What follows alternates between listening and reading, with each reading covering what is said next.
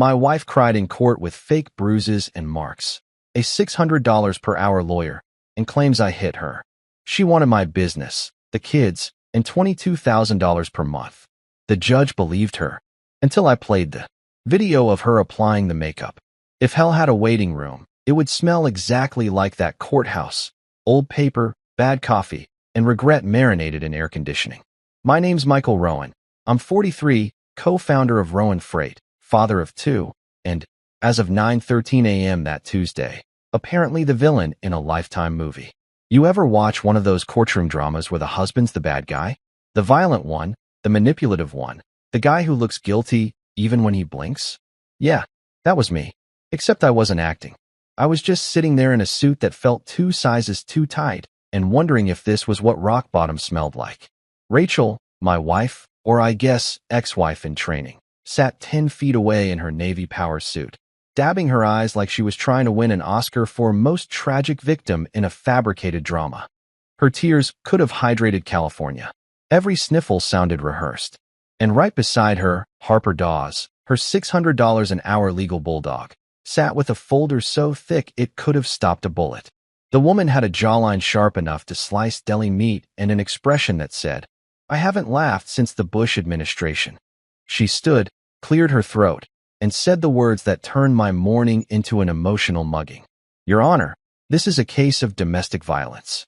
Now, I've heard gunshots before, once during a delivery route gone wrong in Newark, but nothing hits like that sentence did. My chest went cold. My hands went slick. The whole room shifted like gravity, suddenly got personal. I'm supposed to be the dad who grills on weekends and builds Lego sets on demand, not the guy people whisper about at PDA meetings. The jury leaned in like they were watching cable news live from the apocalypse. A reporter scribbled so fast her pen squeaked. Somewhere behind me, I swear someone gasped. Meanwhile, my attorney, Mason Colby, leaned over and whispered, "Breathe." Mason's one of those guys who dresses like an expensive threat, tailored gray suit, silk tie, hair so precise you'd think he uses a laser comb. He's calm in a way that makes you nervous. He mouthed again, "Calm." I nodded, even though my heart was trying to dance its way out of my ribcage. Harper went on, her voice smooth and venomous. "We have photographic evidence, Your Honor. Bruising, emotional trauma. We're seeking full custody and financial reparation." She opened her folder like she was presenting the Ark of the Covenant, and out came glossy color photos of Rachel's face, purple and yellow patches across her cheek. The jury collectively exhaled like a horror movie crowd. I wanted to scream, "It's fake." But Mason put a hand on my arm, the international lawyer's signal for don't blow your case before the coffee break. The judge, an older woman with reading glasses perched halfway down her nose, turned to me with that, "I've seen too many of your kind" look. I could practically feel her gavel warming up. And that's when Mason, bless his expensive soul, stood up. "Your Honor, before we proceed, the defense would like to introduce Exhibit A." Now, if you've never been in court, let me paint the vibe. Silence so thick you can hear your own career crumbling, and the only thing breaking it is your heartbeat and the occasional cough from someone who forgot how to whisper. Mason walked over to the media cart. Yes, we brought a cart like it was show and tell day, and connected his laptop. The big courtroom screen flickered to life, and there she was, Rachel, my sweet, tearful, victimized wife. Except this version of her wasn't crying. She was calm, focused, sitting in front of her vanity, stippling foundation and purple eyeshadow onto her cheekbone with the precision of a makeup artist who missed her calling. You could hear the faint hum of her favorite podcast in the background, True Crime Queens. The irony was too poetic. She leaned in closer to the mirror, muttered something about needing more yellow to make it look real, and smiled at her reflection. The room went dead quiet. You could have heard an eyelash hit the floor. The judge's eyes narrowed, then widened. The bailiff's mouth fell open. Rachel's lawyer froze mid-breath, color draining from her face like someone had pulled the plug. Rachel's tears stopped instantly, like someone had hit the mute button on her performance. The jury's collective gasp was the kind of sound you usually only hear in stadiums or funerals. Mason let the footage play on loop, twice, because the universe deserved to enjoy that moment in HD. Then he turned to the judge and said, "Your Honor, the defense rests, for now." I wanted to stand and slow clap. I wanted to high-five God, but instead, I sat there, still as stone, letting the silence chew on Rachel's lies. I watched her hand twitch toward her face, like she wanted to cover the evidence of her own fake evidence. Harper Dawes tried to recover, flipping through her papers as if she could somehow file away the humiliation. "Your Honor, this could be taken out of context," she managed to say. The judge tilted her head. "Ms. Dawes, context would require a second person in the room. Unless your client is both the abuser and the abused, I suggest you tread carefully." Boom. That was the sound of legal fireworks. The hearing wrapped faster than a TikTok dance. The judge adjourned pending further review, which is lawyer code for, "I need to recover from that plot twist." As people filed out, whispers followed me like paparazzi drones. "Did you see that video? He had proof. She made it up?" Every sentence was half disbelief, half gossip. The kind of stuff that becomes fuel for office small talk by lunchtime. Rachel stayed seated, staring straight ahead. Her eyes were dry now, sharp, almost calculating. The way someone looks when their perfect plan catches fire. I didn't say anything to her. Didn't gloat. Didn't smirk. I just grabbed my briefcase, nodded to Mason, and walked out. But inside, my emotions were doing parkour. Anger, relief, disbelief, all somersaulting together. Outside, the courthouse steps were swarmed with reporters. Cameras flashing, microphones waving like seaweed in a storm. "Mr. Rowan, is it true your wife faked her injuries? Do you have a statement? Are you suing her for defamation? Are you guilty of anything?" I wanted to answer, yes, guilty of marrying the wrong person, but Mason grabbed my arm before I could open my mouth. "Not today, Mike. Let it simmer." We ducked into his black sedan, and I finally exhaled. Mason loosened his tie. "That footage saved your ass," he said, matter of fact. "Where'd you even get it?" I smirked, still processing the chaos. "Long story involving a bad cat and a suspicious noise. You wouldn't believe me. Try me," he said. "Let's just say Rachel's not the only one who likes gadgets. I installed a hidden camera months ago because I thought we had a raccoon problem."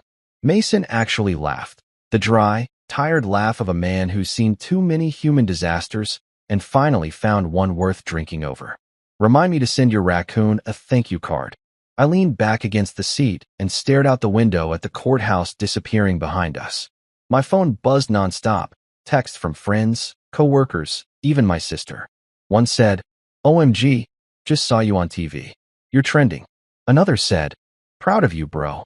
Also, your wife's a psycho." Both accurate. I didn't reply. My mind was stuck replaying every moment of the hearing. The way Rachel looked when her lie collapsed, the way Harper's confidence cracked, the way the judge's face softened just a little when she looked at me afterward. For the first time in months, I didn't feel like a monster. I felt human again. Mason dropped me at my office, or what was left of it. Rowan Freight. My name on the glass door looked like it was judging me. The reception desk was empty. The air smelled like coffee gone cold and fear of bad publicity. The staff had either taken the day off or were hiding behind HR-approved silence. I went straight to my office, shut the door, and finally let out the kind of laugh that comes from pure, unfiltered absurdity. Think about it. My wife fakes injuries, accuses me of abuse, cries in court, and then gets exposed by my own accidental surveillance footage. You can't make that up. Netflix would call it unrealistic. The laugh turned into something else, half hysteria, half exhaustion. When it stopped, I realized I wasn't happy. Not really. Vindicated, sure. Relieved, absolutely. But happy? No. Because I knew this wasn't over. Rachel wasn't the type to retreat quietly. She was the type who'd reload.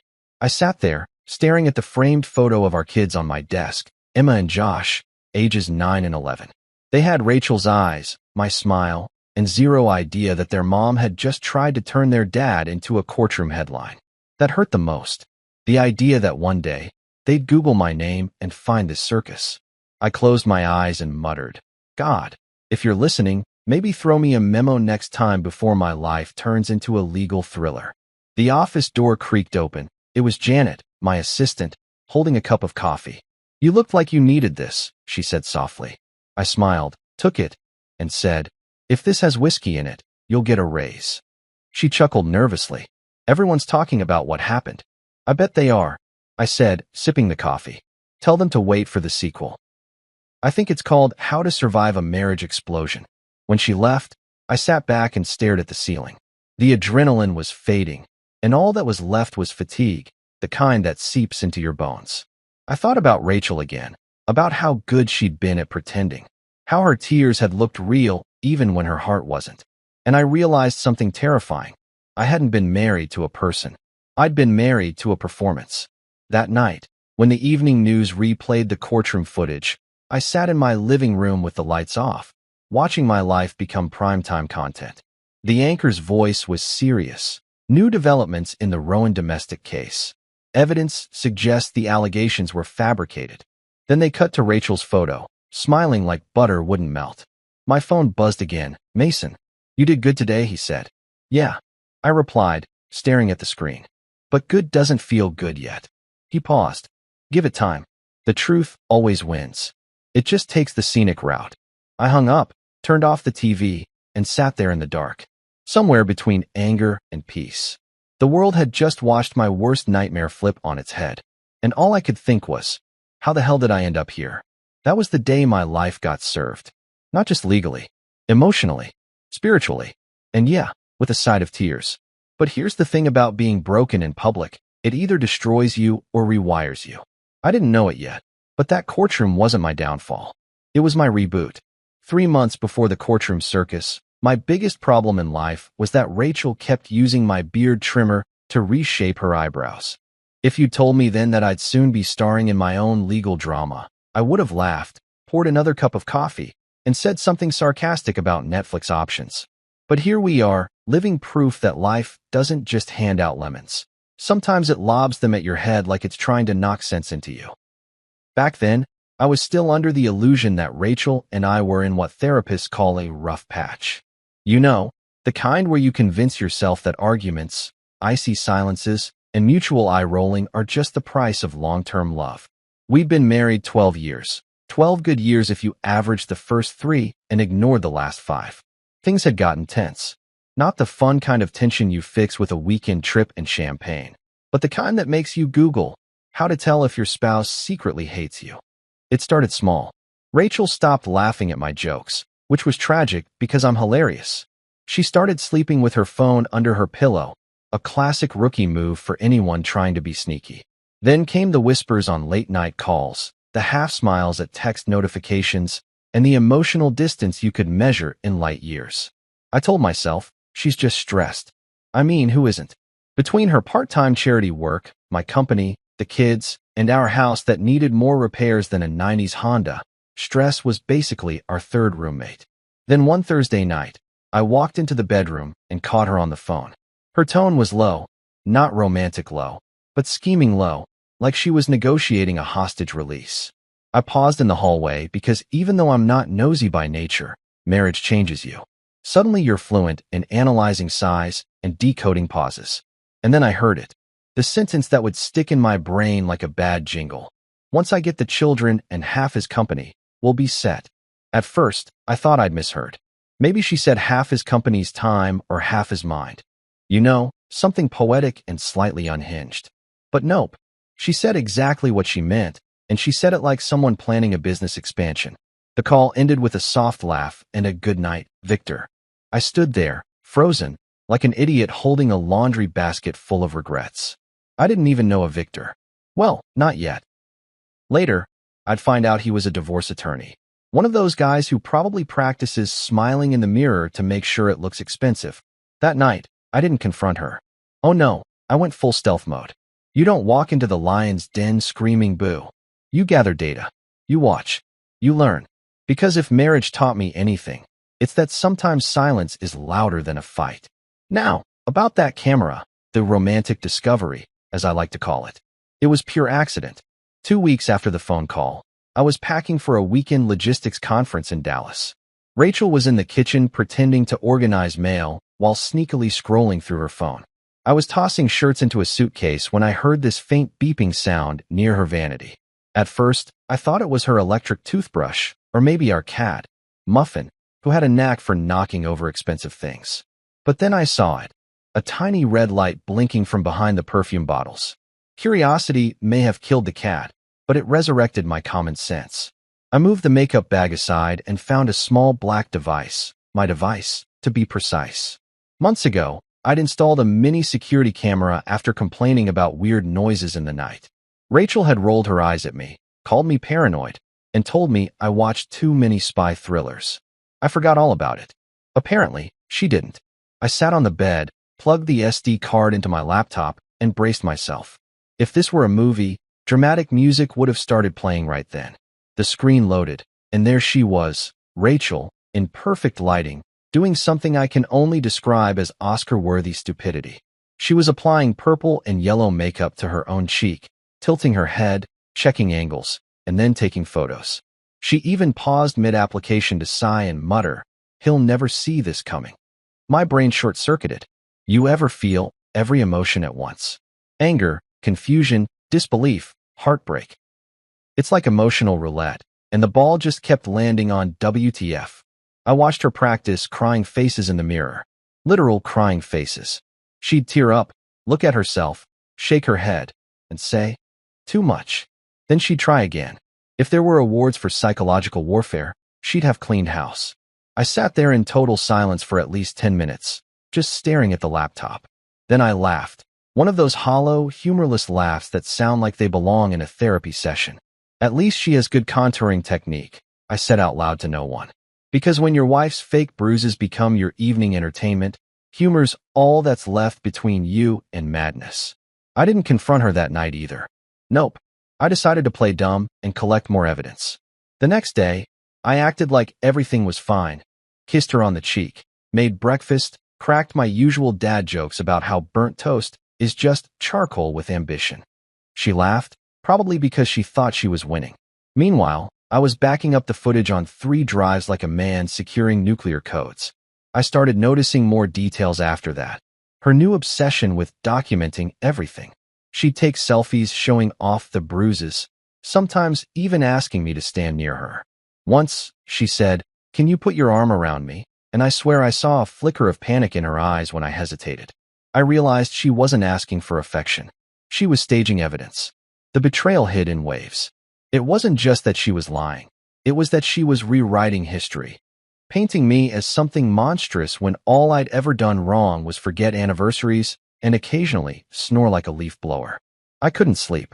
I'd lie awake, staring at the ceiling, wondering how someone could share a bed with you while planning your destruction. That's when I started digging. I called an old friend, Nate, who worked in IT and owed me a few favors from our college days. "Hey," I said, "hypothetically, if someone wanted to check phone records and maybe track a number to a certain divorce attorney named Victor, how illegal would that be?" Nate chuckled. "Illegal enough that I'm in. Text me the number." Within a week, he had enough digital breadcrumbs to feed an army of lawyers. Late-night texts between Rachel and Victor discussing strategy, custody narratives, and public sympathy. They even had code words. She called me Subject A, like I was part of a science experiment. There was also mention of a Harper, who would later appear in my life as the attorney with the resting wrath face. So, yeah, I had the footage, the messages, the motive. I just needed timing. Because timing, as Mason later said, is the difference between justice and a very expensive therapy bill. But life wasn't done mocking me yet. One Sunday morning, Rachel walked into the living room wearing sunglasses, indoors, and announced, "Michael, we need to talk." I muted the TV, braced for impact, and tried to look like a supportive husband. "I've been thinking," she said, her voice trembling in that way people practice when they want to sound fragile. "You've been different. Distant. Angry." I sipped my coffee. "Angry. Yes. The kids feel it too," she said, lowering her voice. "You've scared us." I almost spit out my drink. "Scared you?" "Rachel, the scariest thing I've done this month is try to assemble that IKEA bookshelf." She ignored the joke. "I think it's best if we take some space." Now, normally, when someone says space, they mean emotional breathing. Room. Rachel meant legal chess move. I saw it in her eyes. She was laying groundwork for the Abusive Husband Forced Separation Act. I nodded slowly and said, "If that's what you need." Because sarcasm might be my default setting, but I wasn't stupid enough to show my hand. The next week, she started taking photos around the house. Random things. A broken lamp, courtesy of our cat, a scratch on the wall, my empty beer bottles, all staged neatly like a crime scene exhibit. I almost asked if she wanted better lighting. My humor kept me sane. When she started acting like I was the villain in her personal telenovela, I started narrating my life like a sitcom. Previously, on Married and Misled, I'd mutter to myself while making coffee. It was either that or lose my mind. Then came the day she slipped. I came home early from work and heard voices in the dining room. Rachel's and a man's. Not Victor, not anyone I knew. This guy sounded like he belonged in a true crime podcast.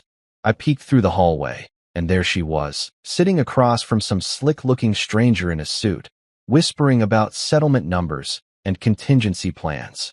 She spotted me mid-sentence, and the look on her face could have powered a horror movie. "Who's this?" I asked casually, leaning on the doorway. "This is just a friend," she stammered. "Ah," I said. "The kind who wears a Rolex and brings legal pads?" He mumbled something about confidential consultation and practically sprinted out the door. I didn't stop him. I just looked at Rachel and smiled. That calm, quiet smile that says, "I know more than you think I do." That night, I copied every file, every text, every second of footage onto a private cloud folder named Plan B. Because when your marriage starts to feel like espionage, you learn to back up everything. Your files, your sanity, your heart. I wish I could say I confronted her dramatically, maybe with a monologue and background music. But the truth is, I didn't. I waited, because I knew she'd make her move soon, and when she did, I wanted to be ready. Not angry, not broken, ready. I spent those weeks playing the perfect husband, school drop-offs, dinners, polite conversation. She probably thought she was nailing her performance.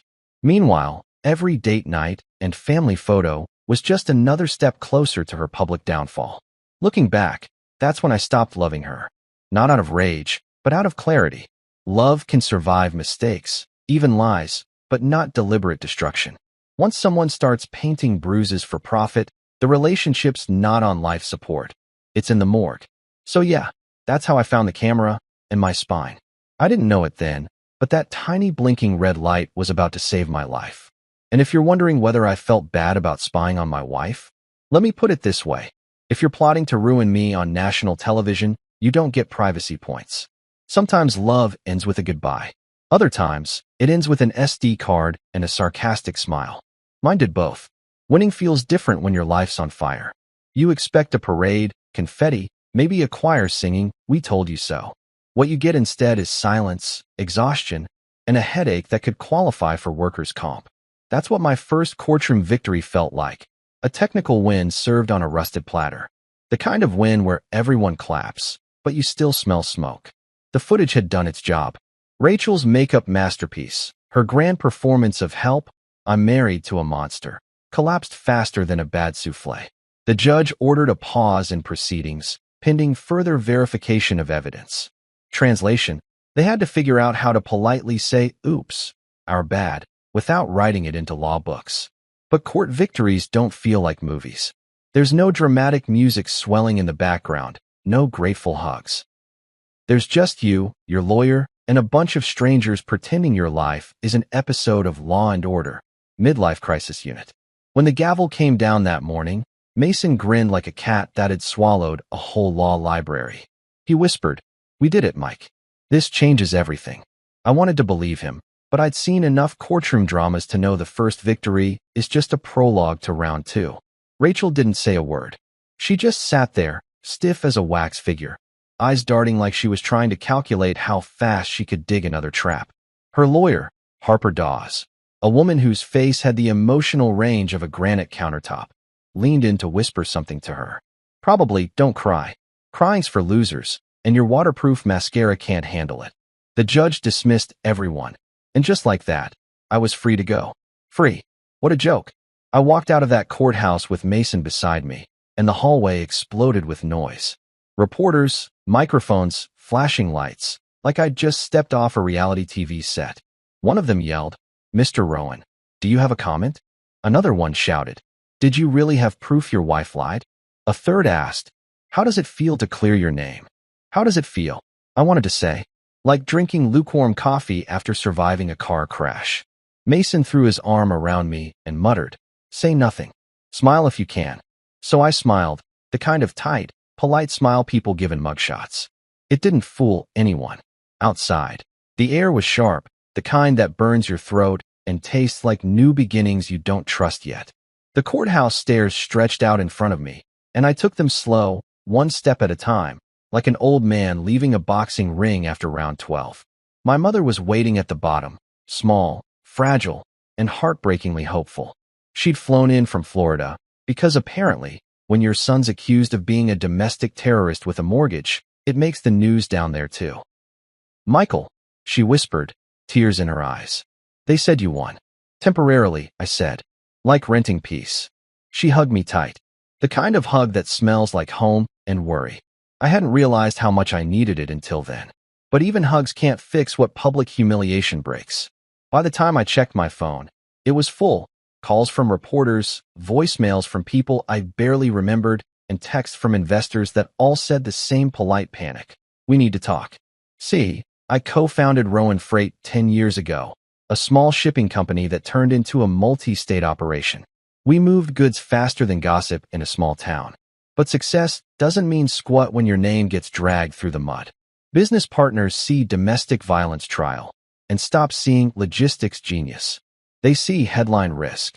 That afternoon, I drove back to the office. My car's GPS kept rerouting me because apparently, even technology wanted to help me avoid the disaster ahead. When I walked into the lobby, everyone suddenly remembered how fascinating the floor was. Conversation stopped. The intern dropped her pen twice. Janet, my assistant, looked at me with the kind of pity that's worse than hate. You okay, boss? Define okay, I said. Because if it means still legally human, then sure. She nodded awkwardly. The board wants to meet tomorrow. Of course they did. Nothing says support like a mandatory meeting to discuss your potential replacement. That night, I didn't sleep. I sat in my rental apartment, the kind of place with carpet that smells like disappointment and old pizza, staring at the ceiling fan while the local news replayed the footage. The anchor said, developments in the Rowan case show potential fabrication of evidence. My name was back on the screen, and for once, it wasn't followed by alleged abuser. But it didn't feel like redemption. It felt like a stay of execution. I poured myself a drink. Cheap bourbon in a mug because I hadn't unpacked glasses yet, and whispered, to survival. It sounded pathetic even to me.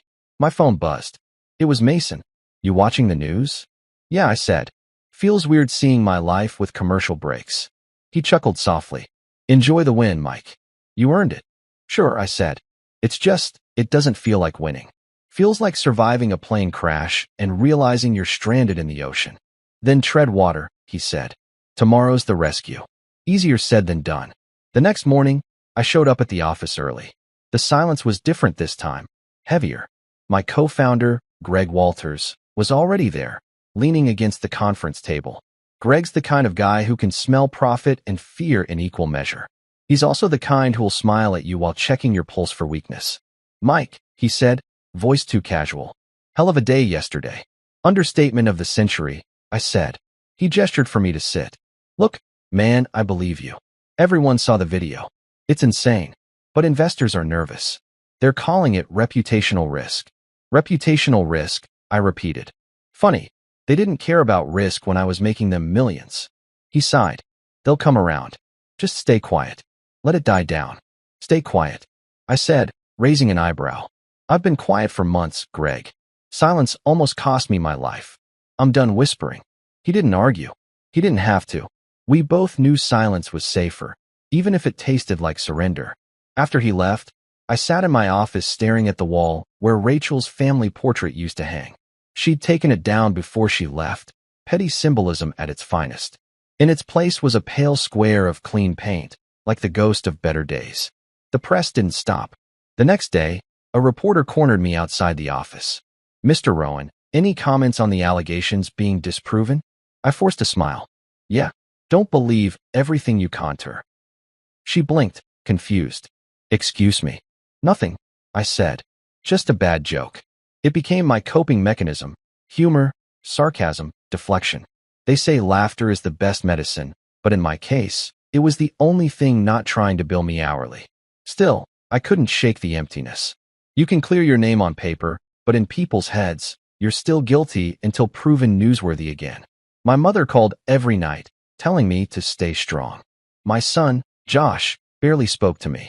My daughter, Emma, asked if mommy was still sad. How do you explain to a 9-year-old that her mom's sadness is a weapon? The truth didn't fix that. It didn't fix the business calls that suddenly went unavailable. It didn't fix the friends who ghosted me because being associated with me was too complicated. It didn't fix the way strangers looked at me, curious, judgmental, cautious. Winning didn't give me back my life. It just stopped the bleeding. That weekend, Mason invited me to dinner. He said it'd be good to eat something that isn't bitterness. We went to a steakhouse downtown, the kind where they charge you for the privilege of chewing. Halfway through, he asked, "So what's next?" "Next?" I laughed. "Next I rebuild. Or I vanish. Depends on how long my sanity lasts." He leaned in. "Don't disappear, Mike. The system counts on that. You've got the truth on your side. Use it." I nodded, though I didn't feel brave. I felt tired, like a man who'd climbed a mountain just to realize he was on the wrong one. When I got back to my apartment, there was a note under the door. It was from Rachel's lawyer, hand-delivered. My stomach sank before I even opened it. The headline read, "Motion to reopen custody hearing." I laughed. Loud, manic, exhausted laughter. Of course, she wasn't done. Of course she'd reload. I sat on the couch, letter in one hand, drink in the other, and whispered, "You should have gone into acting, Rachel. You had the makeup skills for it." That's when I realized something crucial. Rachel wasn't just trying to win custody or money. She wanted control. Control over the narrative, over public opinion, over me. And I wasn't about to let her. The next morning, I called Mason. "She's coming back?" I said. "Of course she is," he replied. "People like Rachel don't stop until the credits roll." "Then let's make sure this movie ends on my terms." He hesitated. "You sure you're ready for another round?" I looked around my half-empty apartment, the boxes still stacked, the life half-lived. "I'm not ready," I said, "but I'm not backing down either." That first courtroom win, the one that made headlines, the one that technically cleared my name, didn't feel like justice. It felt like a ceasefire. And in that silence, I learned something important. Survival isn't the same as freedom. When the truth finally starts working in your favor, you don't celebrate. You prepare. Because if life's taught me anything, it's that every time you think you've hit rock bottom, someone out there's still digging. So yeah, I won. But it tasted like rust, like something old and bitter. And deep down, I knew the fight wasn't over. Not even close. You ever think your life's finally starting to settle, and then the universe decides, nope, let's spice it up with a government agency? Yeah, that was me the morning the CPS call came through. 3 letters that can turn any parent into a panic-sweating wreck. I was in the middle of making breakfast. My son Josh wanted pancakes shaped like dinosaurs. My daughter Emma was arguing that syrup counts as a vegetable. And I was just happy the coffee maker hadn't gone on strike. Life, for the first time in months, felt almost normal. Then the phone rang. "Mr. Rowan?" The voice asked, calm and professional, like someone reading from a manual on how to ruin your day politely. "This is Child Protective Services. We've received a report regarding the safety of your children." Now, there are certain phrases in life that hit you like a freight train. "We need to talk. It's not you. It's me. Your card was declined." But nothing, and I mean nothing, compares to child endangerment investigation. My throat went dry. "I'm sorry, what?" The woman continued, still in her calm robot voice. "A report was filed indicating your children may be in an unsafe environment. We'll need to schedule a home visit." My brain short-circuited. Unsafe environment? You mean the one with the Lego mines and snack wrappers? That unsafe environment. She didn't laugh. Government people never laugh. "Sir, I understand this is stressful, but we just need to confirm everything's okay." "Yeah," I said, because that's definitely what it sounds like. She gave me a time, 2 p.m., and hung up before I could finish hyperventilating. I just stood there holding the phone, staring at the skillet like it was supposed to explain what the hell just happened. "Dad," Josh asked, "why do you look like you saw a ghost?" I forced a smile. "Because, buddy, apparently ghosts work in child services now." The truth hit me in slow motion. Rachel had done it again. She'd turned the nuclear launch keys. After losing her courtroom stunt, she'd gone for the next easiest weapon, motherhood. I could practically hear her saying it. "He's unstable, Your Honor." He's dangerous. Think of the children. By 1:59, I'd scrubbed every inch of the house like Martha Stewart under duress. The CPS caseworkers arrived right on time, two of them. One tall guy in a navy sweater and a clipboard, and a woman who looked like she'd seen every excuse in the book and didn't believe a single one. "Mr. Rowan?" she said, flashing her badge like a magician about to ruin my day. "Yep, that's me. And welcome to what I like to call the world's least exciting crime scene." They didn't laugh. Tough crowd. They walked in and immediately started scanning the place like I'd hidden contraband behind the cereal boxes. They checked the fridge, opened cupboards, took notes on their clipboards like they were rating me for an episode of Parenting. The audit. Josh and Emma sat on the couch, looking confused and a little scared. "Daddy, did we do something wrong?" Emma whispered. That question sliced through me like paper on skin. I knelt beside her and said, "No, sweetheart. These people just have to make sure Daddy keeps the house as clean as Grandma's." The woman, Ms. Lewis, knelt too, smiling in that overly gentle way people do when they're trying to look friendly but still think you might bite. "Emma, do you feel safe here with your dad?" Emma nodded. "Yeah. He makes pancakes and lets us stay up on Fridays." "Good," Ms. Lewis said, scribbling something on her clipboard. Josh piped up. "Can I tell you about the fort we built?" The man, Mr. Dunn, smiled faintly. "Maybe later, champ." The inspection went on for what felt like hours. They checked the bedrooms, took photos of the pantry, asked questions that sounded innocent but felt loaded. "Does your dad ever yell? Has he ever scared you? What happens when you get in trouble?" Josh said, "He just makes us clean our rooms." "Ah," Dunn said, writing it down like that was suspicious. When they finally left, Ms. Lewis handed me a card. "We'll follow up within 2 weeks with a report." I took it and smiled through gritted teeth. "Can't wait. Maybe next time we can do brunch and background checks." They didn't smile. Again, the second the door closed, I sank onto the couch. The kids ran to their rooms, blissfully unaware of how close I was to losing my mind. I stared at the ceiling, trying not to scream. Rachel had done it. She'd found another way to weaponize concern. That was her talent, turning empathy into artillery. Later that night, I called Mason. "She called CPS," I said flatly. He sighed like a man who needed a second salary just to deal with my life. "Figures. I'll get ahead of it. They have to investigate, but as long as there's nothing to find." "There isn't," I snapped. "Unless they count mismatched socks as abuse." He chuckled softly. "Mike, I know. But listen, document everything. Who came, what they said, what they looked at. This is all evidence now." I looked at the business card on the table. "Ms. Lewis and Mr. Dunn," I muttered. "They were thorough." "Good," Mason said. "That means they'll see through the bullshit." "Yeah," I said. "Unless Rachel sends them an Oscar reel." The following week was pure anxiety. Every time the phone rang, my heart rate spiked. I cleaned obsessively, cooked gourmet meals for the kids, even organized their closets, which, in hindsight, may have looked suspiciously like bribery. And of course, my dear neighbor, Mrs. Hernandez, decided it was her moment to shine. She was 70, retired, and had the moral compass of a gossip column. The CPS team interviewed her, and she told them she often saw the children alone outside while their father was inside. What she didn't mention was that inside meant me sitting on the porch drinking coffee 5 feet away. When Mason read her statement, I said, "Can we sue her for character defamation and chronic nosiness?" He smirked. Tempting, but no. Then came the nanny. Oh, the nanny. I'd fired her months ago after catching her scrolling TikTok while Emma nearly fell off the trampoline. She claimed she'd witnessed emotional volatility. That's legalese for he told me to put her phone away. It felt like every bad decision I'd ever made had formed a union and decided to strike at once.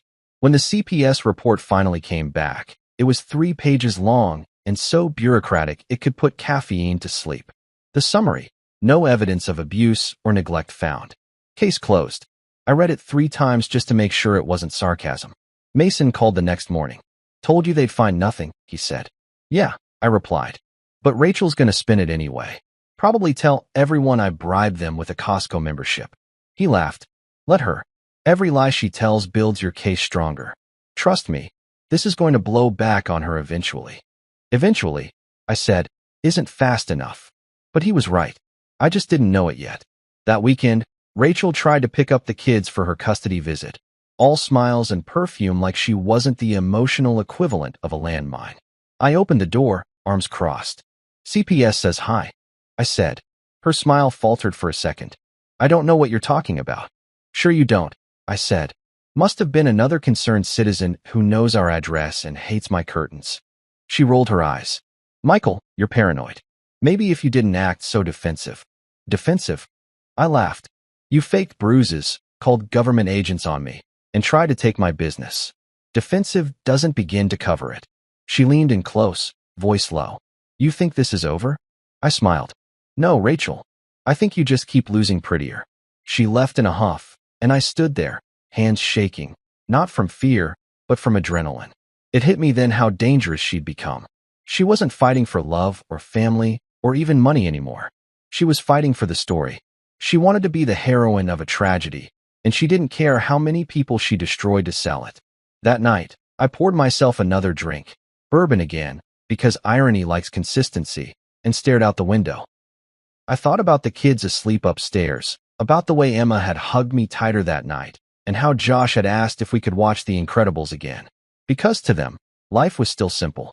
Heroes and villains were easy to spot. If only it stayed that way. The CPS ordeal didn't break me. It taught me something crucial. Rachel wasn't fighting fair, and I couldn't keep playing defense. Mason was right. Every false accusation, every manipulative stunt was evidence. I started keeping a log, dates, names, everything. I recorded phone calls, legally, mostly, saved texts, even started using an app that timestamps interactions. If she wanted to wage war in the court of public opinion, I was building a fortress. I remember Mason telling me during one of our late-night calls, Mike, she's throwing grenades. You just keep catching them and handing them back. Yeah, I said, except my hands are starting to burn. He laughed. That's called progress. When the CPS case officially closed, I took the kids out for ice cream. We sat in the park, watching the sunset, Emma's face smeared with chocolate, Josh bragging about finishing his cone first. For a brief moment, I forgot about courts and lawyers and Rachel. It was just us. Then my phone buzzed, a text from an unknown number.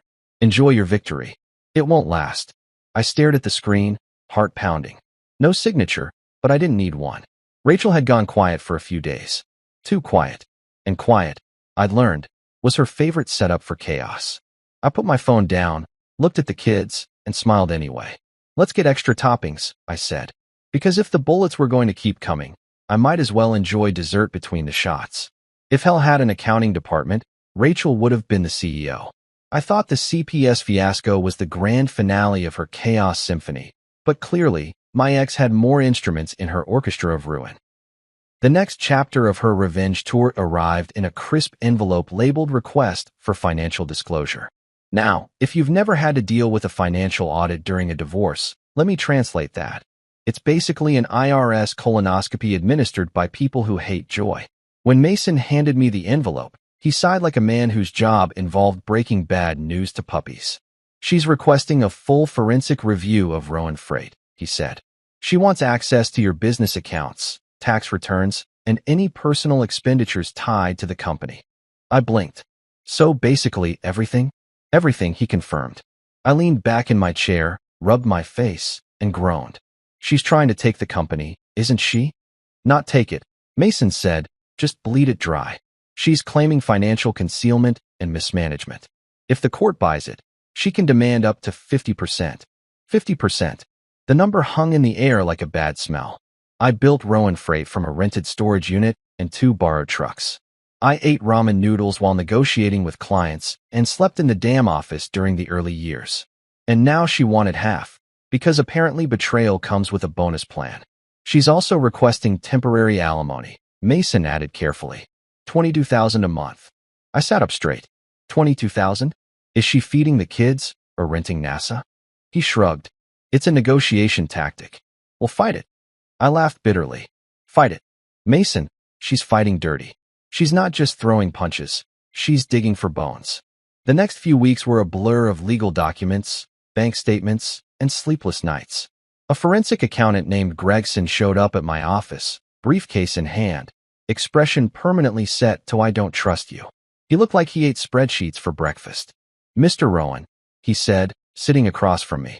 This will be a full review of all business and personal transactions for the last 5 years. Great, I said, forcing a smile. You'll find I'm guilty of nothing but bad coffee habits.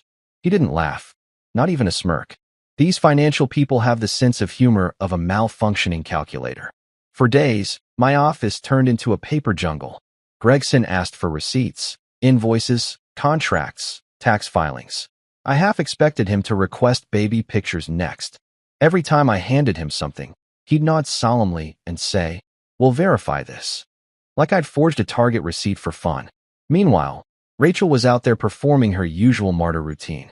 She'd post vague status updates online. Some battles are harder than others, but truth always wins, Red Heart. And, of course, her friends would swarm the comments section. "You're so strong. Stay brave. Men can be monsters." It was like watching a cult that worships hashtags. I stopped scrolling. Every time I saw her name, my blood pressure auditioned for Cirque du Soleil. Mason warned me, "Don't engage online. They want you angry." Too late. I was angry, but I was also something worse, tired. The kind of tired you can't fix with coffee or vacation. One day, while Gregson was knee-deep in company ledgers, he asked, "Who's Daniel Reese?" "My business partner," I said cautiously. "Why?" Gregson's eyebrows twitched. "Interesting. There are several expense reimbursements under his name that also appear under your wife's account." My stomach dropped. "What kind of reimbursements?" He turned the laptop toward me. There it was, transaction after transaction. Dinners, hotels, consulting fees. And right there, in neat black font, recipient, Rachel Rowan. Authorized by D. Reese. Son of a... I slammed my hand on the desk. Gregson jumped. "Mr. Rowan, I just record facts," he said quickly. I stood up, pacing. So she's been working with him. My partner. My own damn CFO. I remembered that restaurant video, the one a mutual friend sent me weeks ago. Rachel and Daniel having dinner, leaning in close, laughing. At the time, I'd written it off as a client meeting. God, I was stupid. When I told Mason, he cursed softly. She's using him to build a narrative, collusion, hidden funds, whatever story fits. We'll need to get ahead of it. I slammed my fist on the table. She's not building a narrative, Mason. She's building a damn empire out of my destruction. He looked at me calmly. Then it's time to build yours back. The next court session was a circus. Rachel sat across from me, perfectly put together in a cream blazer and pearls, looking like she'd just stepped out of a Good Housekeeping ad for sociopaths. Harper, her lawyer, stood up and began the show. "Your Honor," she said smoothly, "we have reason to believe Mr. Rowan has been concealing assets and manipulating company finances to avoid equitable distribution." She held up a folder thick enough to stop a bullet. "We have records of undisclosed transactions and internal transfers lacking documentation." I turned to Mason. "What is she talking about?" He whispered, bullshit wrapped in buzzwords. Don't react. But I did react, internally, because I knew how this looked. In divorce court, perception eats facts for breakfast. The judge looked unimpressed but curious. "Mr. Rowan, do you have any response to these claims?" Mason stood. "Yes, Your Honor. We have a full financial audit in progress, and every transaction will be accounted for." The defense asks for patience as the facts unfold, unlike the fiction presented today. The courtroom murmured. Rachel frowned, just slightly, a crack in her porcelain mask. We left the courthouse under a cloud of camera flashes. I didn't say a word. Mason drove. I just stared out the window, watching my reflection blur against the city lights. "Don't let her see you crack," Mason said quietly. "I'm not cracking," I muttered. "I'm calculating." Because that's the thing about being falsely accused. After the rage burns out, you get precise. Strategic.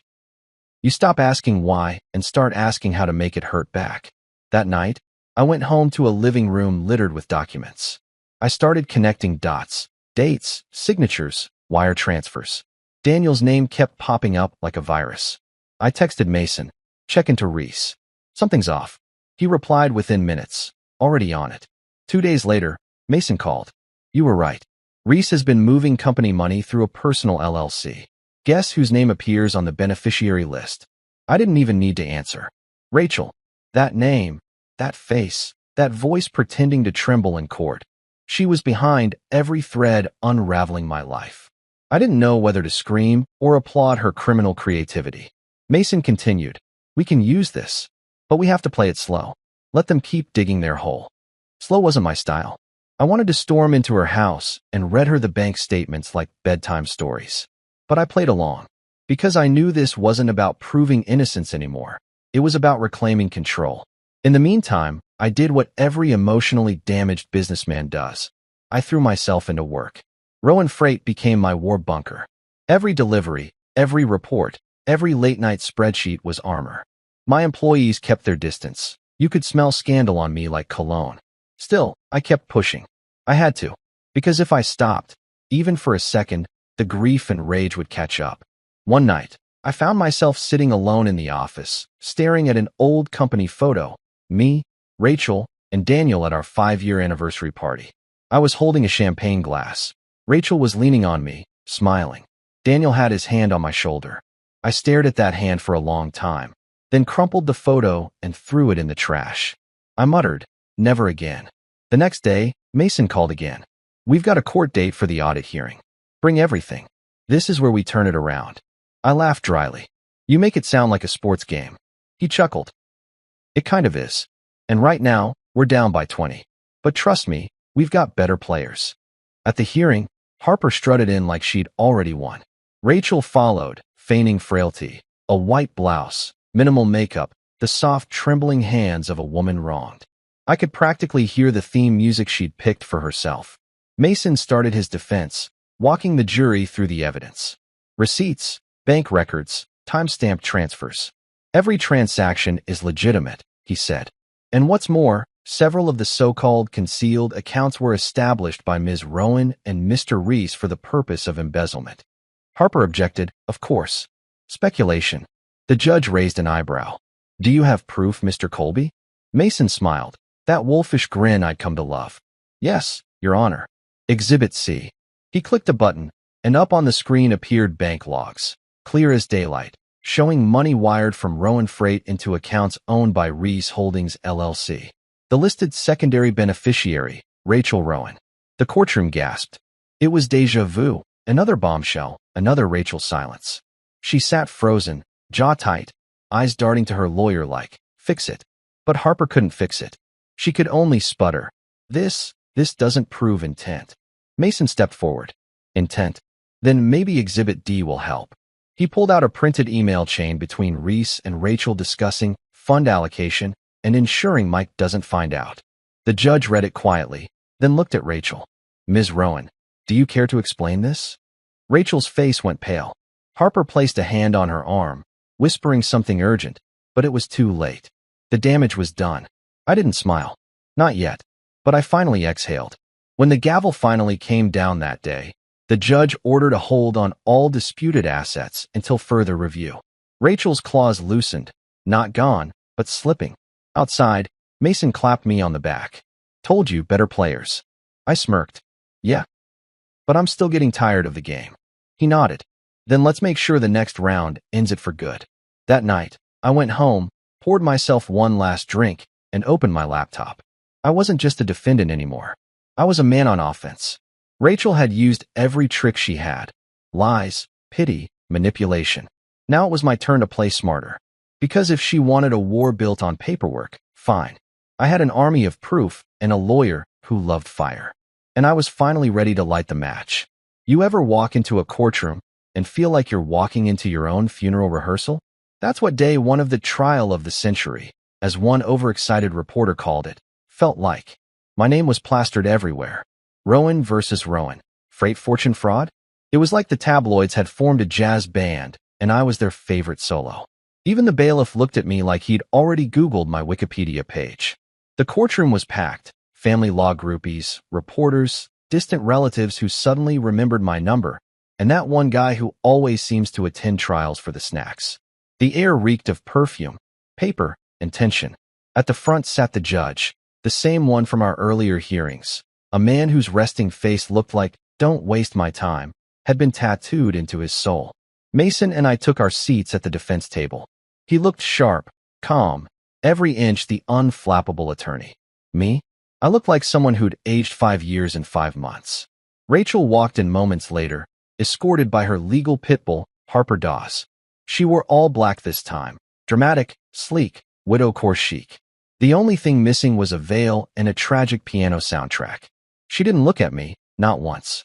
But her posture said everything. She still thought she could win this.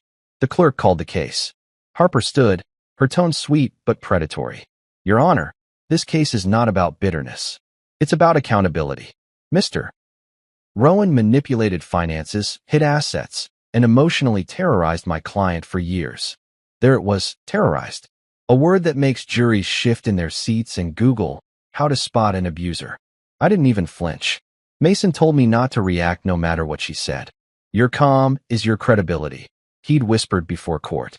So, I sat there, hands folded, face neutral, while inside my mind screamed, what the hell is she talking about? Rachel took the stand on day 2. She started crying before she even reached the microphone. It wasn't new. She had those tears on a retainer plan. He controlled everything, she said between delicate sobs. I couldn't even buy groceries without asking. Now, for context, Rachel's idea of groceries once included $200 bottles of wine, imported cheese, and flowers for herself, because aesthetics are self-care. But I let her spin her fantasy. The jury nodded sympathetically. Half of them looked like they wanted to adopt her on the spot. Mason leaned in and whispered, they're falling for it. I can see that, I muttered, biting back sarcasm. Should I pass around the tissues or just my wallet? He smirked. Wait for cross. Then came the audio recording. Harper pressed play like she'd been waiting all week for this moment. A grainy sound filled the room. My voice, clipped and rearranged, saying, dig until she breaks. The room froze. My heart stopped. It sounded exactly like me. Angry, cold, cruel. The jury turned toward me, faces shifting from sympathy to horror in real time. Even Mason looked momentarily thrown off. Your Honor, Harper said, voice syrup sweet. This recording was provided by a former employee. It clearly shows Mr. Rowan's intent to destroy my client emotionally and financially. Mason shot to his feet. Objection. Unauthenticated, heavily edited. The judge held up a hand. Overruled, for now. Continue. I sat there, staring at the screen, realizing what they'd done. They'd taken multiple clips from business meetings, me talking about competitors, not my wife, and sliced them together into a masterpiece of slander. It was audio Frankenstein. Rachel sniffled theatrically. He said that to my face once. I remember shaking. Oh, she remembered shaking all right. Probably from laughter after faking it on her MacBook. When cross-examination came, Mason went surgical. Calm, precise, unrelenting. Mrs. Rowan, you claim these recordings are authentic? Yes, she said softly. And where exactly did you get them? She blinked. From my husband's office. I found them. Found them. Mason raised an eyebrow. In your husband's locked, private office? Yes. So you broke in? Answer the question. Her lip trembled. Yes. The jury's head snapped up. Mason smiled faintly. Interesting. So you illegally obtained the recordings that you now claim prove your case? Harper objected. The judge overruled. Mason paced slowly. Mrs. Rowan, you also allege you felt unsafe during your marriage. Can you explain this photo? He handed her Exhibit 27, a picture of Rachel and me at a company gala. Her hand on my chest, smiling, kissing my cheek. The date stamp? 2 weeks before her first abuse allegation. Rachel hesitated. That was before things got bad. Of course, Mason said, nodding like a man humoring a child. And this? He pulled up another image. Rachel on vacation in Cabo, 2 months after she'd filed the restraining order. Her face went pale. That was work. Work, Mason repeated, glancing at the jury. On a beach. With margaritas. While allegedly fearing for your life. The jury chuckled. The judge even smirked. I nearly stood and clapped. But Rachel wasn't done. She adjusted her tone, all wounded dignity. He's lying. He's manipulating the narrative. That's what he does. Mason didn't flinch. Ma'am, you've used that word a lot, manipulation. Would you call secretly filming yourself applying fake bruises manipulation? The silence that followed could have cured hiccups. The jurors looked like someone had just spoiled the end of a mystery movie. I don't know what you mean, she stammered. Oh, I think you do, Mason said. And suddenly the courtroom screen lit up with that footage, the video of her stippling makeup onto her cheek. Gasps erupted again. One juror muttered, "Oh, damn." Rachel's mask shattered. Harper tried to stand, but even the judge cut her off. "Sit down, Ms. Dawes." The hearing recessed for lunch, but the damage was irreversible. The media outside went nuclear. "Rachel Rowan's lies exposed again," one headline screamed. But just when I thought it was over, Harper regrouped. After lunch, she pulled out another trick, a whistleblower affidavit. Some mysterious ex-employee claimed I'd funneled money into offshore trusts under a relative's name. It was beautifully evil, specific enough to sound credible, vague enough to be impossible to immediately disprove. Mason's jaw tightened. "We weren't informed of this evidence."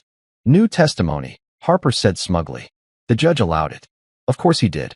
Because in family court, rules bend like yoga instructors. The witness, a middle-aged man named Richard Voss, took the stand. I didn't recognize him, but apparently, he'd worked briefly in our logistics department. He told a story so dramatic it should have come with a movie score. "Mr. Rowan ordered me to move funds offshore. He said, and I quote, 'No one's taking what's mine.'" I almost laughed. Not because it was funny, but because of how bad it was. I've said a lot of things in life, most of them sarcastic, but that? Please. Even my rage has better grammar. Mason cross-examined him like a cat playing with a mouse. "Mr. Voss, how long did you work for Rowan Freight?" 6 months. "And were you fired for falsifying reports?" Richard hesitated. It was a misunderstanding." "Of course," Mason said, smiling. "And did you receive any compensation from Ms. Rowan or her associates for your testimony?" "I was reimbursed for travel." Mason raised an eyebrow. "Travel? To which exotic destination?" "The courthouse." The courtroom laughed. Even I grinned. Still, the damage was done. The jurors looked torn. The word offshore echoed like poison. When the day ended, Mason said, "They're trying to drown us in half-truths. Don't bite." "Bite," I said, exhausted. "Mason, I'm practically chewing concrete to stay calm." We walked out into a storm of microphones and flashing cameras. Someone yelled, "Michael, did you hide assets?" Another screamed, "Do you still love her?" I looked straight at them and said, "Love her? I don't even like her accountant." The clip went viral by evening. At least my sarcasm had good PR. That night, back in my rented apartment, I replayed everything in my head. The fake audio, the lies, the tears, the jurors' faces. It felt like no matter what I did, the truth couldn't shout loud enough. Rachel had mastered emotional theater, and I was stuck performing as the stoic villain. Mason called around 11 p.m. "We're not done yet," he said. "We found something." "What?" "That affidavit? The metadata's wrong. It was created 3 days ago on Harper Dawes' personal laptop." I sat up straight. "You're kidding." "I never kid about fraud," he said. "We're pulling IP logs. If this pans out, it's not just perjury, it's conspiracy." For the first time that week, I smiled. It wasn't a happy smile. It was the kind of grin that happens when a cornered man finds a weapon. "Good," I said, "because I'm done defending myself. It's time we show them what happens when you frame the wrong guy." Mason chuckled. "Now you're thinking like a lawyer." "More like a survivor," I said. I hung up, stared at the ceiling, and let out a long breath. The trial wasn't over. The war wasn't won. But for the first time, the balance was shifting. The odds, the ones stacked so high they looked like skyscrapers, had started to crumble. And I swore, right then and there, when the truth finally tore through, it wouldn't just clear my name. It would burn their lies so clean the smell would linger for years. There's a moment, right before a verdict is read, when the whole world holds its breath. The judge looks down at the papers. The jurors stare ahead like statues, and even the clock stops ticking out of respect for the chaos about to unfold. For me, that moment felt like waiting for the universe to decide whether I got to be a man again or a meme. The courtroom was packed tighter than a Black Friday line outside Best Buy. Everyone wanted to witness the grand finale of the Rowan versus Rowan saga. You could feel the collective excitement of people who loved tragedy as long as it wasn't theirs. The reporters were practically vibrating. One even whispered, "He's trending again," like it was an Olympic achievement. Rachel sat across from me in her signature weaponized elegance. Hair tied back, black dress, no jewelry except her wedding ring, which she still wore because symbolism is her love language. Her expression was calm, the kind of calm that comes when someone's convinced they've already won. Beside her, Harper Dawes sat like an executioner waiting for the go signal. Mason leaned toward me. Whatever happens, we appeal. Don't react. Don't react. I whispered. Mason, that's like telling someone not to flinch during open-heart surgery. He gave me a small, reassuring smile. You've done harder things. Like marrying her. Before I could respond, the judge called for order. The clerk handed over the verdict forms. The sound of paper shuffling felt louder than thunder. My palms were slick. My jaw hurt from clenching. I glanced at Rachel. She didn't even look my way, just stared ahead, breathing slowly like she'd practiced it in front of a mirror. On the matter of financial fraud, the foreman read, "We find the defendant liable." It was like the air got sucked out of the room. Liable. The word hit like a hammer. I didn't even hear the rest of the sentence. My brain just kept looping that one word like a broken record. The next part followed fast, like bullets. On concealment of assets, liable. On custody of minor children, awarded to the plaintiff. I felt my heart cave in on itself. Custody. The word echoed through me, sharp and final. Rachel didn't flinch.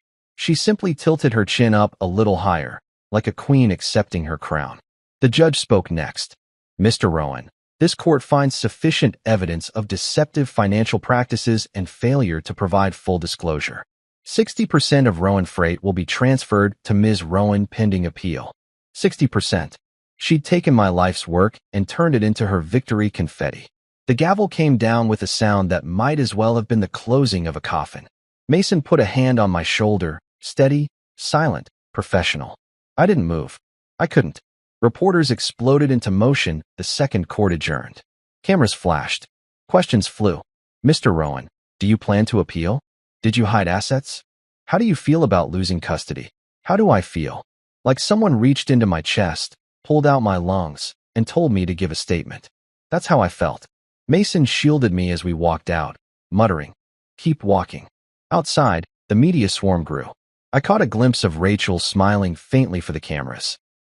Just a small, practiced smile, the kind you give when you know public opinion is your favorite child. I wanted to yell. I wanted to tell the world about her lies, her forged recordings, her fake bruises. But Mason's words echoed in my head, "Don't react." So I didn't.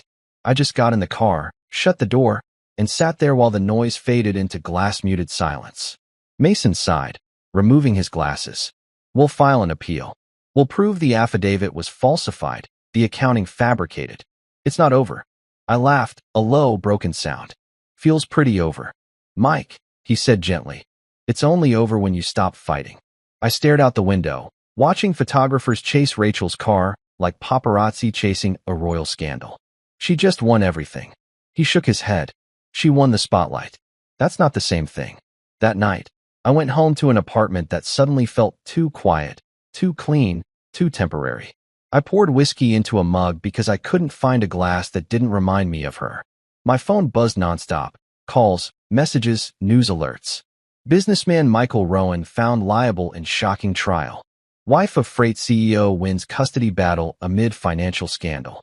It was all noise. Background static. The kind that crawls under your skin until you want to smash the phone just to hear silence again. At some point, I stopped checking the time. I just sat there, staring at the wall, thinking about my kids. About how Rachel would probably tell them I chose work over family. About how they believe her, because kids always believe the person who cries louder. When I finally slept, it was shallow, restless. I dreamed of courtroom lights and Rachel's fake tears. I woke up gasping, drenched in sweat, heart hammering like I'd run a marathon through hell. The next morning, Mason called early. "You ready to fight?" I didn't answer right away. "You ever get tired of being right?" "Only when the wrong people win," he said. He told me he'd found inconsistencies in the bank logs presented at trial. Rachel and Reese manipulated timestamps. If we can prove that, the verdict can be overturned. That word, overturned, felt like oxygen. But before I could even feel hope, reality reminded me it still had bills to collect. By noon, my email inbox was a graveyard of canceled contracts. Clients were reevaluating their business relationships. Translation: no one wants to work with the guy who just lost a high-profile trial. Greg Walters, my co-founder, called. "Mike, I'm sorry, man. The board's nervous. They want to temporarily suspend your management role until this clears up." I laughed, sharp and bitter. "So I built the company. paid everyone's salaries, and now I get a timeout. It's not personal, Greg said weakly. It's entirely personal, I snapped. Then, quieter. But I get it. You're protecting the brand. I hung up before he could reply. That evening, I tried calling my kids. Rachel didn't answer. She texted instead. They're asleep. Let's keep communication through lawyers. My hands shook as I typed back. They're my children, not legal exhibits. No reply. I stared at my reflection in the window. A man hollowed out by lies, framed by city lights that didn't care who won. For the next few days, the world moved on while I stood still.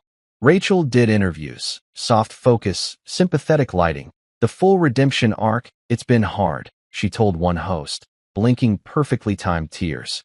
But I'm just focused on healing and being the best mom I can be. The audience clapped. Somewhere, a producer smiled.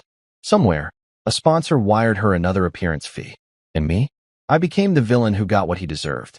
But grief has a funny way of evolving. After the numbness wears off, it turns into something else, something colder, sharper. I wasn't angry anymore. I was motivated. I started gathering everything Mason had ever mentioned. The fake audio metadata, the fraudulent bank trails, the Reese LLC shell accounts. I printed them, highlighted them, laid them out across my dining table like a war map. If Rachel wanted to rewrite the narrative, fine. I'd write the sequel. I made calls to old friends in tech, to private investigators, to anyone who owed me a favor. One of them, Alex Monroe, a cyber forensics consultant, laughed when I told him the story. Dude, that's not a marriage. That's organized crime with wedding vows. He offered to help. Send me everything. I'll find the thread she missed. Careful, I said. She bites. He chuckled. So do I.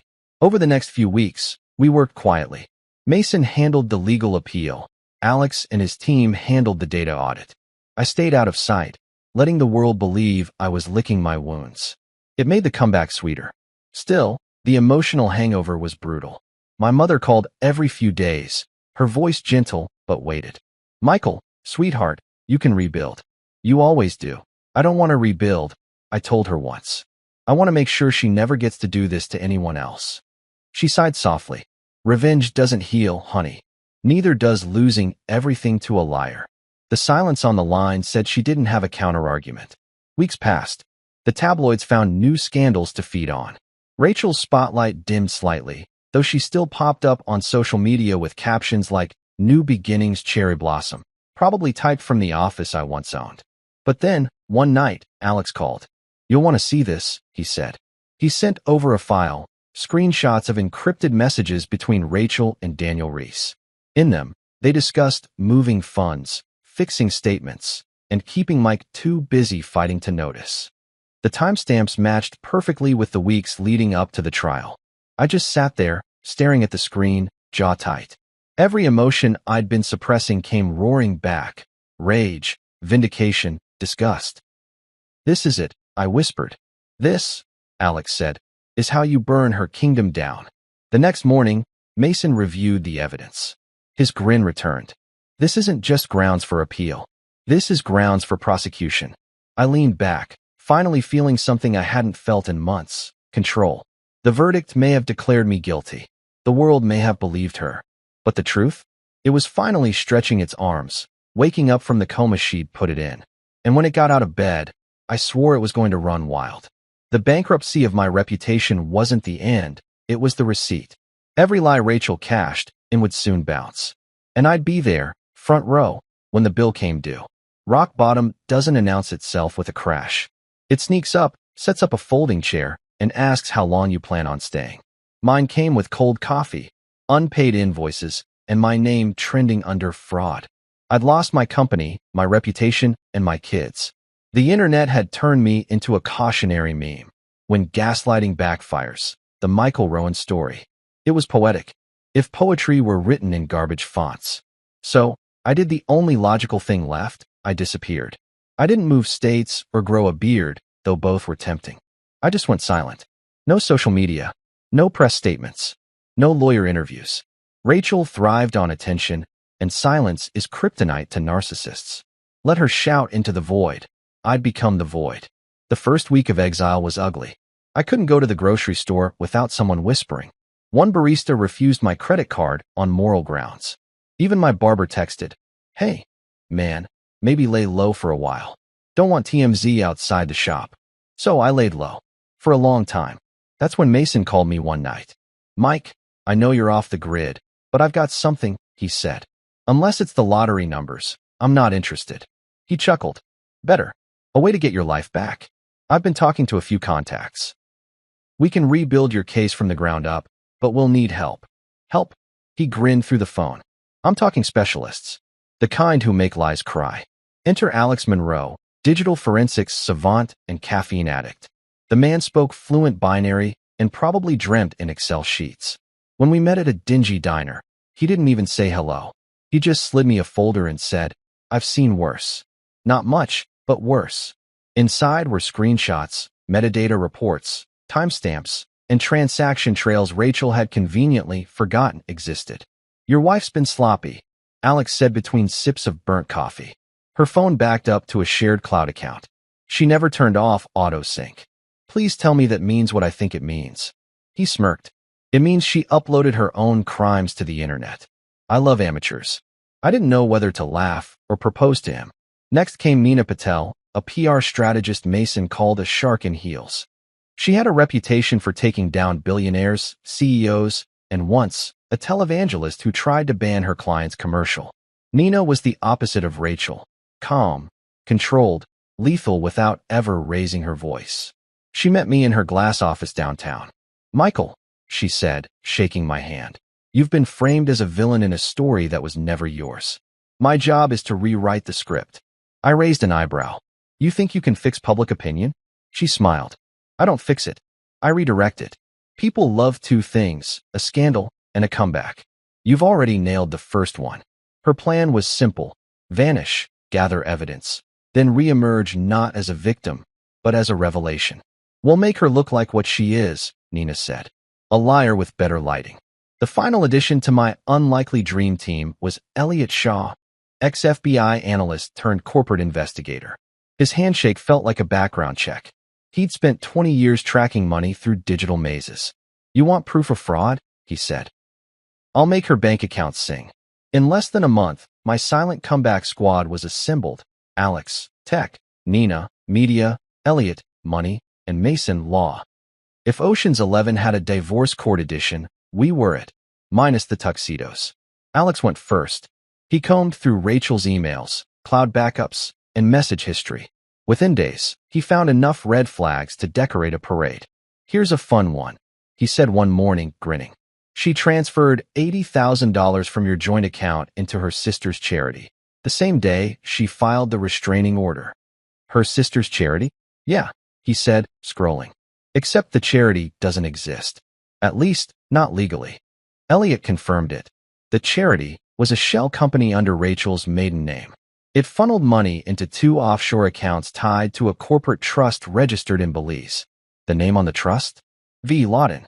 "Victor," I muttered. "The lawyer she was calling." Elliot nodded. "And it gets better. Some of those funds trace back to your own company, the same missing assets she accused you of hiding." My jaw tightened. She stole from me and then accused me of theft? Nina looked up from her notes. Classic projection. Also a PR goldmine. We didn't just have breadcrumbs. We had a whole bakery. Alex kept digging. He unearthed voice memos Rachel had deleted but not permanently erased. One where she told her sister, "Once this verdict lands, we're done. He'll be bankrupt, and I'll be untouchable." Another where she laughed about how the crying thing always works on juries. Meanwhile, Elliot's forensic report read like an FBI thriller. "Here," he said, pointing to a flowchart that looked like a spider web on caffeine. Money moved from Reese Holdings LLC into 4 personal accounts tied to Rachel's cousin, her sister, and Harper Dawes' private trust. Guess what? All of them got deposits within 48 hours of the verdict. Mason leaned back, whistling low. "Kickbacks." She paid for a guilty verdict. We stared at each other, a mix of disbelief and grim satisfaction. This wasn't just perjury or fraud. It was criminal conspiracy. That's when I realized the scope of it all. Rachel hadn't just tried to destroy me. She'd built a machine to do it. And now, piece by piece, we were dismantling it. Weeks passed in quiet efficiency. No leaks, no press, No drama. I'd show up at Alex's cluttered apartment every morning, coffee in hand, ready to sift through evidence.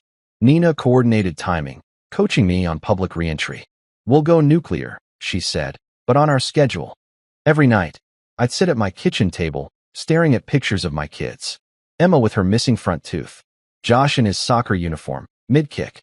I'd whisper, "Just a little longer, guys. Daddy's coming back." One night, Nina called. "We've got a window," she said. "Rachel's receiving an award next month. National Women of Resilience Gala. Perfect stage. Cameras, press, live broadcast." I nearly choked on my coffee. "You're saying?" "Yes," she interrupted. "We expose her there. Publicly. Gracefully. Mercilessly." I laughed, a dark, cathartic sound. "You're good at this." "Reputation warfare is my cardio," she said. The team set everything in motion. Alex and Elliot synchronized evidence packages. Mason prepped legal motions in advance. Nina crafted the narrative, a slow, deliberate reveal designed to blindside her. "When we hit," she said, "we won't just clear your name. We'll erase hers." But before the storm came calm, deceptive, heavy calm. I walked through the city that week like a ghost. People no longer stared. The tabloids had moved on. I wasn't the villain anymore. I was irrelevant. And honestly, irrelevance is the most powerful disguise there is. By the time the gala approached, every detail was ready. Nina had arranged a donor guest list, complete with my fake alias. Michael Rowe, logistics philanthropist. Alex handled the tech. "One button," he said, handing me a small remote. "Press it during her speech. The screens will switch to the video compilation. You sure this'll work?" "Mike," he said, smirking. "I once hacked a senator's campaign server with a Fitbit. I got this." I didn't sleep that night. I kept replaying everything in my head. The courtrooms, the humiliation, Rachel's tears, my kids' confused faces. I wasn't nervous about exposure. I was terrified of how much I wanted it. The night of the gala, I put on my only tux, borrowed from Mason, and walked into the ballroom under a different name. The chandeliers sparkled, champagne flowed, and every guest looked like they practiced empathy for sport. At the center of it all, Rachel shone, flawless in silver, microphone in hand, voice trembling as she said, "This award isn't about me. It's about every woman who's ever survived." I gripped the remote in my pocket, waiting for Nina's nod from across the room. This, I thought, is how the truth returns. But not with rage, not with shouting, with proof. Because I'd learned something in all the wreckage. Revenge isn't loud. It's patient. It's clean. It waits until the liar believes they've won. Then it whispers, "Checkmate." The night was only beginning, but I could already feel it, the tide turning quietly, inevitably, like justice in a tuxedo. And when it hit, I'd be ready. The night of the gala smelled like money and moral superiority, two things Rachel collected like stamps. The Women of Resilience event was held at the Grand Meridian Hotel, a place so pretentious it probably charged the chandelier's rent. Everyone there glistened. Sequins, champagne, camera flashes, fake smiles polished brighter than the marble floors. And right in the middle of it all stood my ex-wife, haloed by flashbulbs and hypocrisy, ready to accept an award for courage under fire. I walked in unnoticed, thanks to my new alias, Michael Rowe, a last-minute philanthropic donor. Nina Patel had pulled strings to get me on the guest list, and Alex Monroe, my hacker-turned-hacker with a tux, had handled the technical infiltration. I wasn't there to drink. I wasn't even there to confront her. I was there to end the movie she'd been starring in for years. Rachel looked like a silver dagger that night, sharp, beautiful, and dangerous. Her hair was swept back, her smile effortless. Every reporter hovered near her table like moths around a morally bankrupt flame. "You've been through so much," one journalist gushed. Rachel tilted her head, practiced sympathy gleaming in her eyes. "Yes," she said softly, "but pain builds character." I almost choked on my water. Pain built her character the same way Photoshop builds abs. Mason was somewhere backstage, disguised as legal counsel for the event, because apparently we were now living in a spy movie. Nina, dressed like she owned the place, sat near the front, subtly signaling to Alex in the tech booth. Everything was ready. All I had to do was press one button, the remote in my pocket, and the truth would flood every screen in that ballroom. Rachel took the stage, applause echoing like thunder. She began her speech. When I was at my lowest, when I was misunderstood and vilified, I never gave up. I stood tall for my children, for women everywhere who faced injustice. Oh, the irony. She was preaching resilience using a story she stole from me. Every sentence was a lie wrapped in designer sincerity. The crowd clapped at all the right places, like they'd rehearsed empathy. Then Nina gave the signal, a small nod, barely noticeable. My thumb pressed the button. For a second, nothing happened. Then the lights dimmed, and the massive screens behind Rachel flickered. Her PowerPoint of staged tears vanished, replaced by a black background and a single line of text. The truth matters. Gasps rippled through the audience. Rachel froze. Harper, sitting near the front, stood up, her face draining of color. Then the first clip played. It was a recording, Rachel's voice, calm and smug. Once this verdict lands, we're done. He'll be bankrupt, and I'll be untouchable. Her face dropped. She turned toward the booth, hissing something into her mic too late. The next clip rolled. Text messages between her and Daniel Reese. Move the funds before Mason notices. Keep Mike distracted. I'll handle Harper. The audience murmured. Phones came out.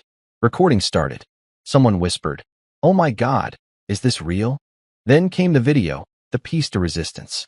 Rachel laughing over champagne, bragging to her sister. They all bought it. The crying thing always works. Even the judge. Silence. Pure, perfect silence. Rachel's image filled the screens one last time, smiling wickedly, saying, "After this, I'll finally be free." The screen faded to black. The room erupted, not applause this time, but chaos. Reporters shouted. Cameras flashed. The audience didn't know whether to leave, cry, or order more champagne. Security scrambled. The host rushed to the mic, stammering, We seem to be experiencing technical." Rachel grabbed the microphone, her composure fracturing. "This is slander. Lies. He did this," she shouted, pointing directly at me. Every head turned. For the first time in months, I didn't look away. I stood up slowly, calm as gravity. "Actually," I said, loud enough for the microphones to catch, "those are your words, Rachel.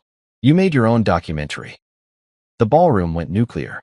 Harper tried to drag Rachel off stage, but Rachel shoved her away. "He hacked me. He's dangerous," she screamed. Mason stepped forward, badge out. "Ma'am, you might want to stop talking. The district attorney's office is already on their way." Rachel froze mid-scream. You could see the exact moment realization hit, that the cameras, the public, the whole glittering empire she built out of lies were turning on her. Someone in the crowd muttered, "Wasn't she the fake bruise lady?" Another whispered, "Guess resilience comes with receipts."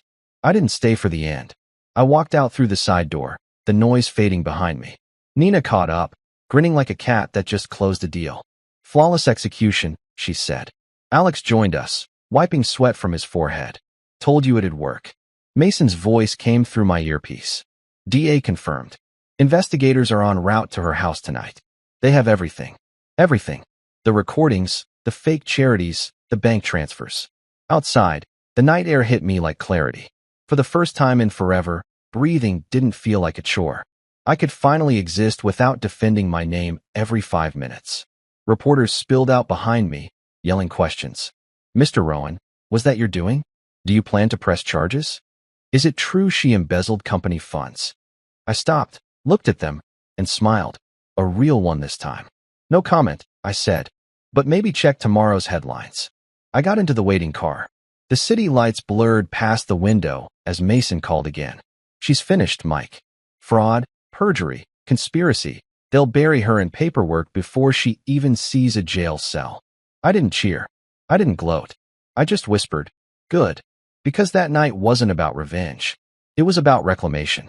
About taking back the truth she'd stolen and setting it free in front of the whole damn world. By morning, every news outlet had the footage. The same channels that once called me a monster now called me vindicated.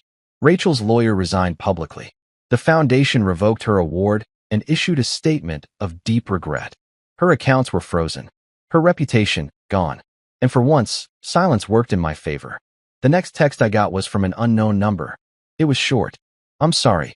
I stared at it for a long minute, then deleted it. Some apologies arrived too late to matter.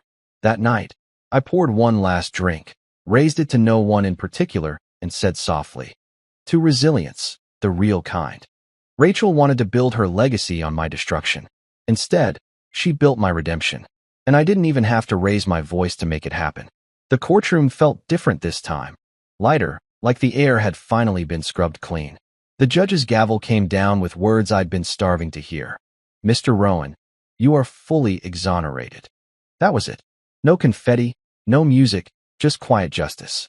Rachel sat across the room, pale, cornered, the empire of lies crumbling around her. When it ended, I walked outside into sunlight that actually felt like it belonged to me again. Mason shook my hand. Alex and Nina grinned like proud conspirators, and somewhere deep inside, I finally unclenched. My kids ran up, Emma first, then Josh, laughing, shouting, "Daddy, it's over." I held them tight, breathing in something I hadn't felt in years: peace. Rachel lost her freedom. I regained my life. But scars don't fade, they just stop bleeding. As I drove home, I caught my reflection in the mirror and smiled. "Justice," I whispered, "looks good on me."